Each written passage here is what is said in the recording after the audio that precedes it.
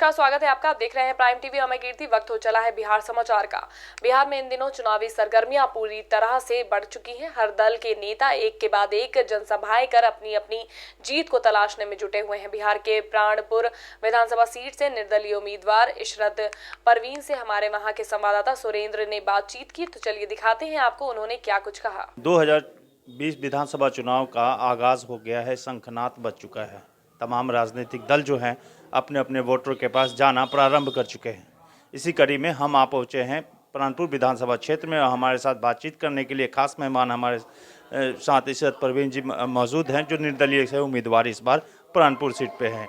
कहा जाता है कि निर्दलीय उम्मीदवार में काफ़ी सशक्तिकरण रखती हैं अपने लिए प्राणपुर में। आइए इन्हीं से जानते हैं कि क्या खास मुद्दा रहेगा अगर प्राणपुर की जनता इन्हें जितवा कर भेजती है तो किन सारे कामों पे ज़्यादा इनका ध्यान रहेगा।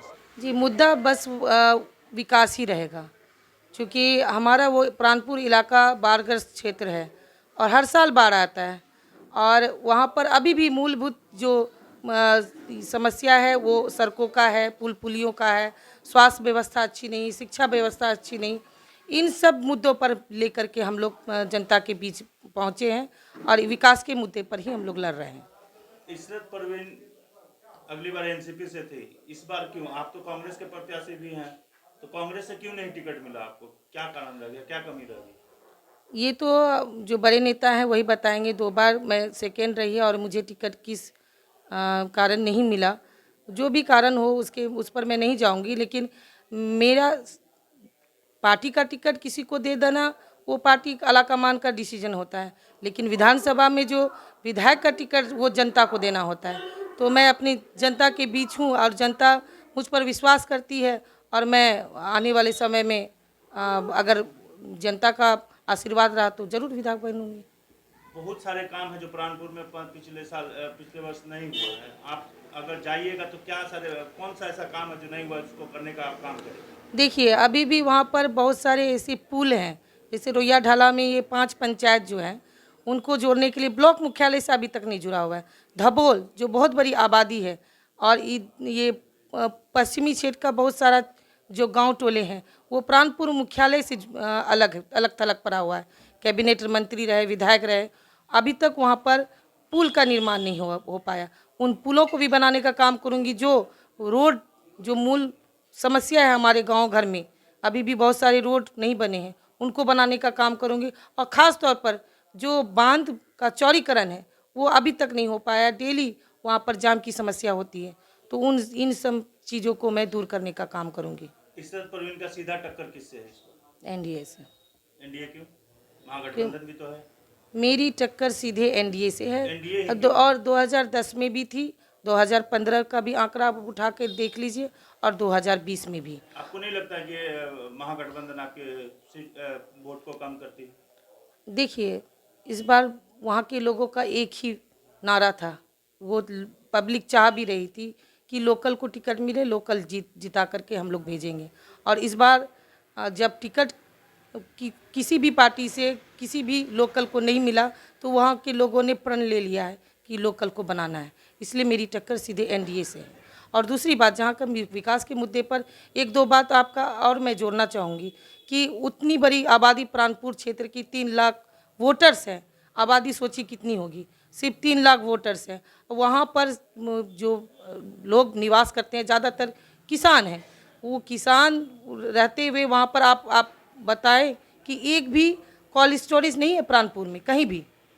आजमनगर ब्लॉक में चले जाइए या प्राणपुर में चले जाइए, तो हमारे किसानों को लाभ कैसे मिलेगा? वो अपने अनाजों को सुरक्षित कैसे रखेंगे? और दूसरी बात कि अगर किसानों को दुगना आय देने की बात अगर सरकार करती है तो आप बताएं कि इतना बड़ा बारसोई अनुमंडल में एक भी रेक पॉइंट नहीं है।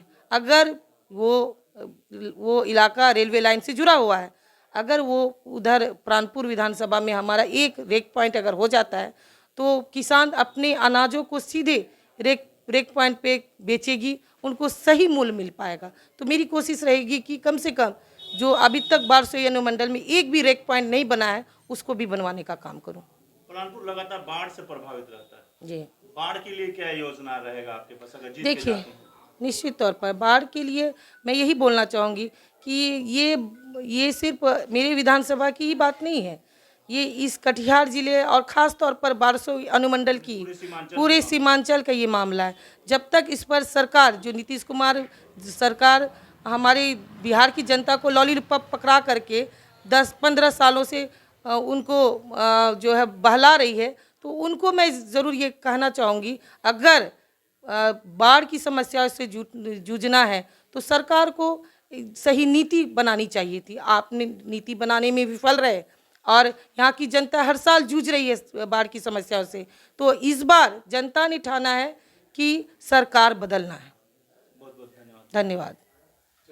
तो जनता ने ठाना है इस बार लोकल प्रत्याशी को जितवाने का, इसलिए इशरत परवीन ने लगातार हुंकार भरा, लगातार अपनी बातों को प्रचार प्रसार किया और तमाम इसी पक्ष को लेकर के वो मैदान में उतर चुकी हैं। कटिहार से प्राइम टीवी के लिए सोनू चौधरी।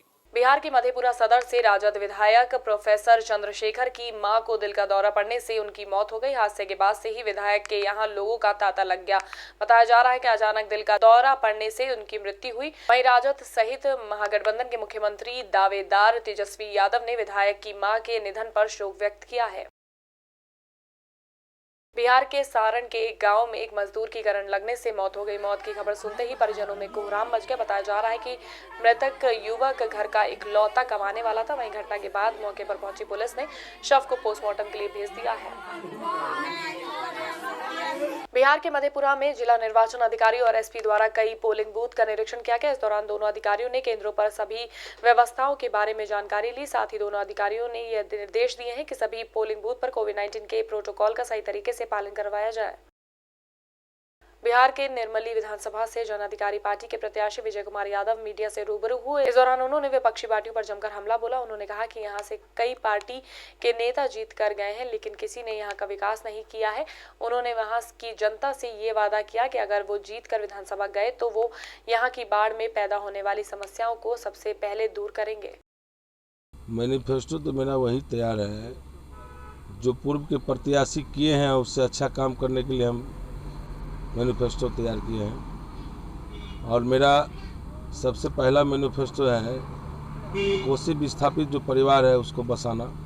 बिहार में सुपौल में कांग्रेस नेता लक्ष्मण कुमार झा ने बड़ा बयान दिया है। उन्होंने कहा कि इस बार बिहार में तेजस्वी के नेतृत्व में महागठबंधन की सरकार बनेगी। उन्होंने कहा कि नीतीश और नरेंद्र मोदी ने देश के लोगों को गुमराह किया है, इसलिए जनता इस बार बदलाव चाहती है।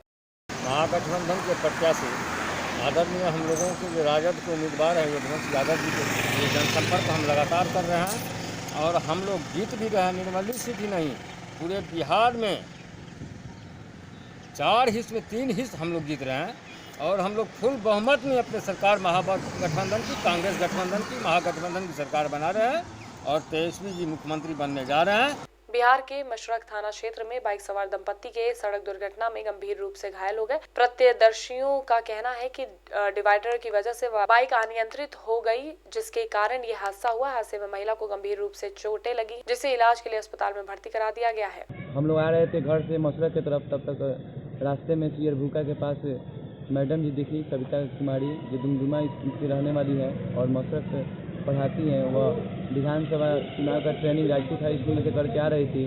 तब तक सियर भूका में दिलीप मुखिया के घर के आसपास वह गिर गई और वहाँ से हम और हमारे मुखिया जगजीत सिंह दोनों आदमी मिलकर हम लोग गाड़ी पे लाद कर उनको लेकर आए PHC में और यहाँ पे इलाज हम लोग उनका करा रहे हैं।